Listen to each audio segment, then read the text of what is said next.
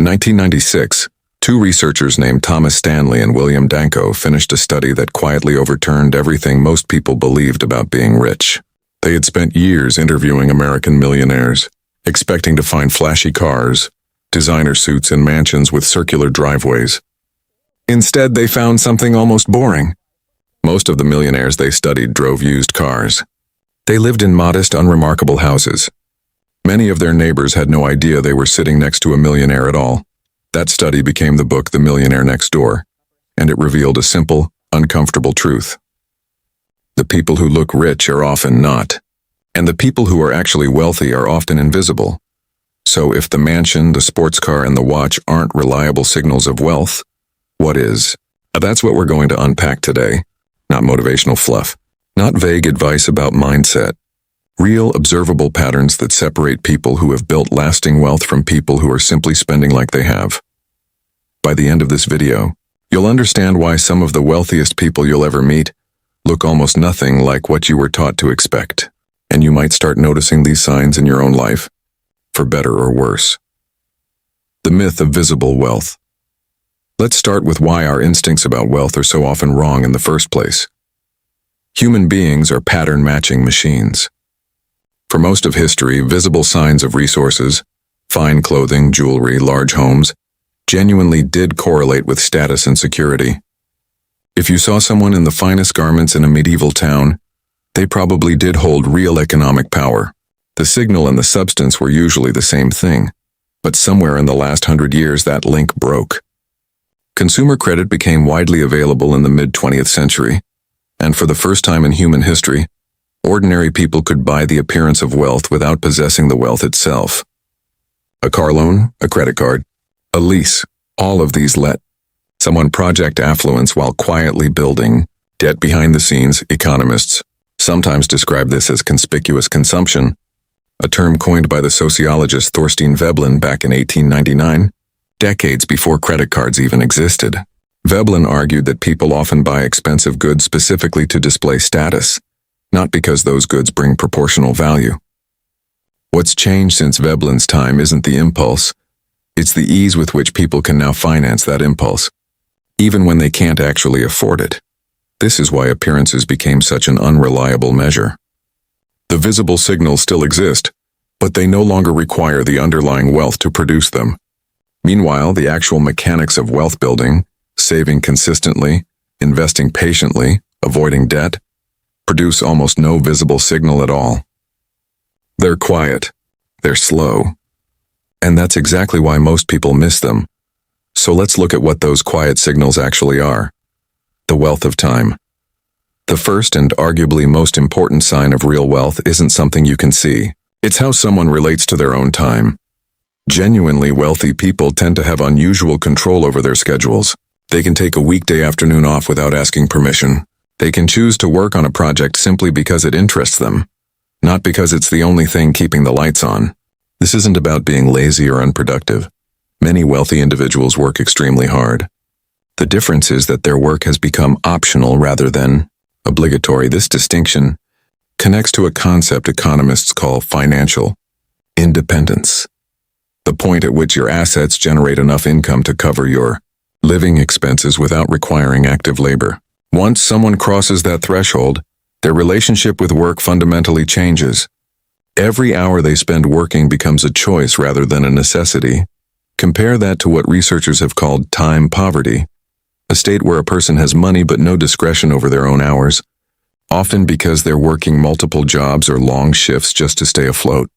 You can have a six-figure salary and still be time poor if your schedule is dictated entirely by someone else's demands. This is why you'll often meet people with modest bank balances who seem remarkably calm and unhurried, and people with impressive incomes who seem perpetually exhausted and stretched thin. Real wealth shows up first in how much control someone has over their own hours, not in how much they earn per hour, what they buy, and what they refuse to buy. The second cluster of signs shows up in spending behavior, specifically in the gap between what someone can afford and what they actually choose to buy. Here's a distinction that matters more than almost anything else in personal finance. The difference between an asset and a liability. An asset puts money into your pocket over time. A rental property, a dividend-paying investment, a business that generates profit. A liability takes money out of your pocket over time. A car that depreciates, a boat that sits unused. A mortgage on a house far larger than you need. Truly wealthy individuals tend to spend heavily on assets and cautiously on liabilities. This is precisely why so many of them, as the Millionaire Next Door research found, drive unremarkable cars. A car is one of the fastest depreciating major purchases a person can make. Buying a brand new luxury vehicle every few years isn't a sign of financial strength. It's frequently a sign that someone is directing resources toward appearance rather than accumulation. There's a related pattern worth understanding: lifestyle inflation. As people earn more, there's a natural psychological pull to spend more. A bigger house, a nicer car, more frequent vacations. Financially disciplined people don't eliminate this instinct entirely, but they consciously slow it down. Their income might double, but their spending might only rise modestly, with the difference funneled into investments. Over a decade or two, that gap compounds into an enormous divide between two people who once earned identical salaries. This is also where debt becomes revealing. Not all debt is destructive. A mortgage on an appreciating asset or a loan to grow a profitable business can be a rational tool. But high-interest consumer debt, the kind used to fund a lifestyle rather than build an asset, is one of the most reliable predictors of financial fragility. Genuinely wealthy people tend to treat debt with real caution, using it strategically rather than habitually. The quiet relationship with money. Next set of signs has less to do with spending and more to do with communication, or the deliberate lack of it.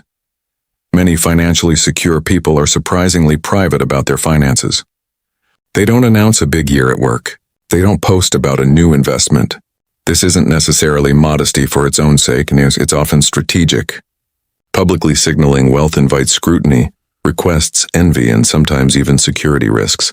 There's an old expression among financial planners: money talks, but real money whispers. Contrast this with a common pattern in overspending, visible flexing paired with financial fragility. Studies on financial behavior have repeatedly found that people are poor judges of others' net worth based on outward appearance, precisely because the loudest displays often come from the shakiest financial positions.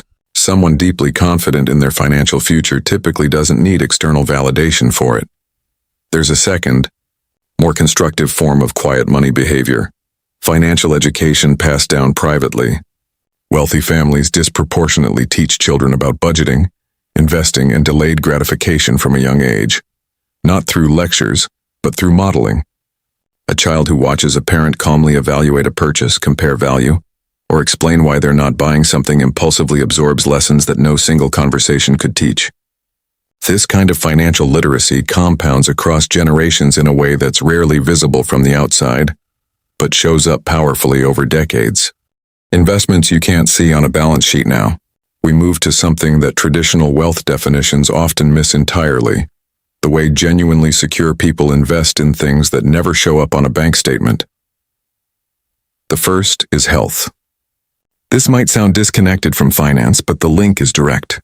Medical debt remains one of the leading causes of financial hardship in the United States, and chronic health issues can derail even a well-built financial plan.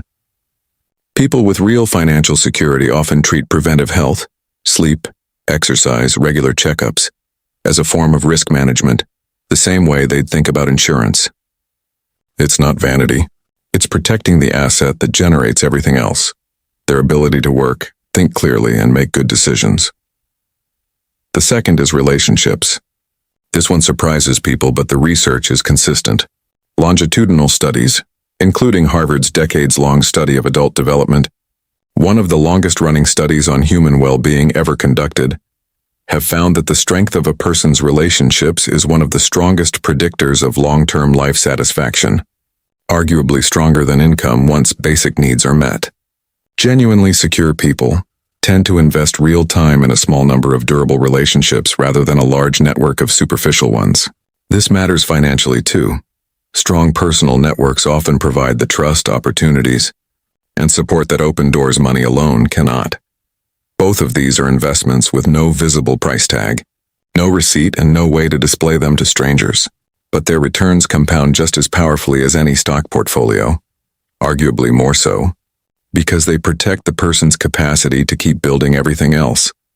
Generosity without an audience. There's a specific pattern worth highlighting on its own. Quiet generosity.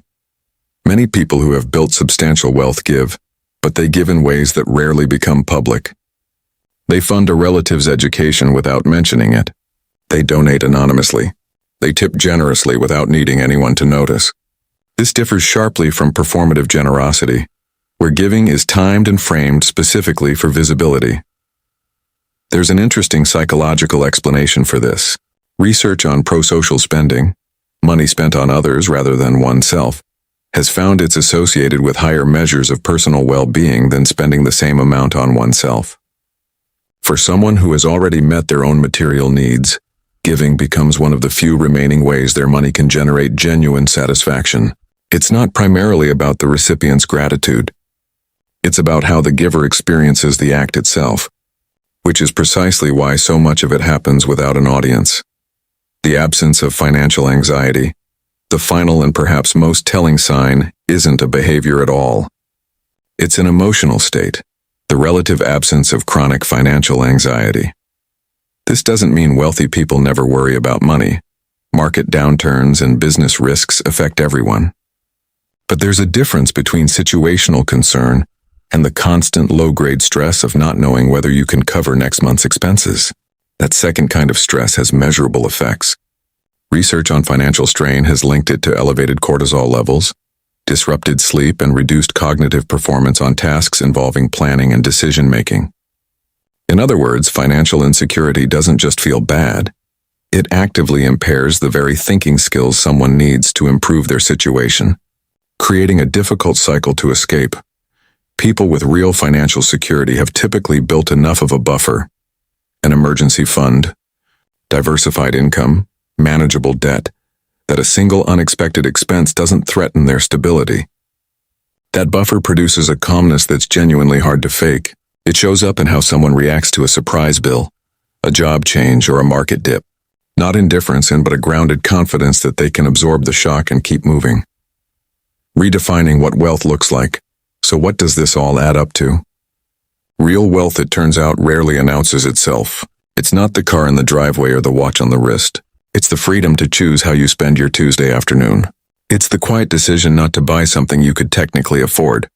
It's a private conversation teaching a child how compound interest works.